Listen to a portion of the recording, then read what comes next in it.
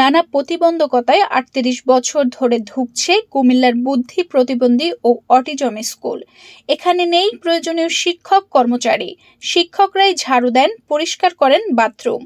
পর্যাপ্ত কক্ষ না থাকায় শ্রেণীকক্ষ হিসেবে ব্যবহার হচ্ছে প্রধান শিক্ষকের রুম। স্কুলের নিরাপত্তায় নেই সীমানা প্রাচীর। বর্তমানে ২ জন শিক্ষক ও ১ জন কর্মচারী আছেন।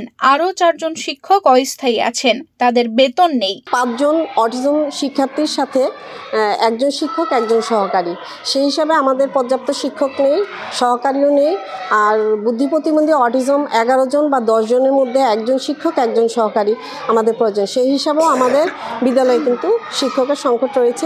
যে পদ্ধতিতে বা নীতি নির্ধারক অনুযায়ী, নিয়ম অনুযায়ী আমরা ফাউন্ডেশনে পাঠিয়েছি, সেখান থেকে মন্ত্রণালয় গিয়েছে, কিন্তু আমরা সেই নিয়োগগুলো আমাদের হচ্ছে না এবং আমরা নিয়োগের জন্য অনুমতি পাচ্ছি না, যার জন্য আমাদের শিক্ষা কার্যক্রম আমাদের ব্যাহত হচ্ছে। সেভাবে আমাদের মাঠ নেই, আমাদের সীমানা প্রাচীর নেই।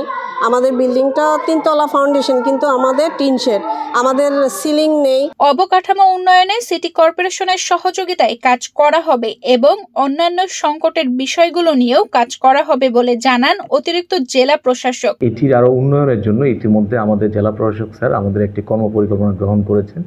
এটি সৌন্দর্যবর্ধন এবং এটি সংস্কারের জন্য, যাতে করে আমাদের বুদ্ধি প্রতিবন্ধী আমাদের যে সকল বাচ্চারা আছে তারা যাতে আরও খুব চমৎকার পরিবেশে তারা তাদের শিক্ষা কার্যক্রম চালিয়ে নিয়ে যেতে পারে।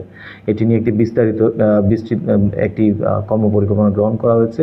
খুব শীঘ্রই আপনারা এটার বাস্তবায়ন দেখতে পাবেন। কুমিল্লা বুদ্ধি প্রতিবন্ধী ও অটিজম স্কুল সুইট বাংলাদেশ সংস্থার তত্ত্বাবধানে প্রতিষ্ঠিত হয়।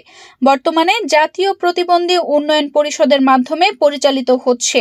শিক্ষার্থীর সংখ্যা ১৪৫ জন। এখানে শিক্ষক ও শিক্ষা সহকারী সৃষ্ট পদ ৯টি। কর্মরত আছেন মাত্র ৩ জন। এর মধ্যে ১ জন সহকারী আছেন বিশেষ কোটায়। তার দায়িত্ব শিক্ষকদের পালন করতে হয়। নেই গাড়ি চালক, দারোয়ান, পিয়ন ও দপ্তরির পদ।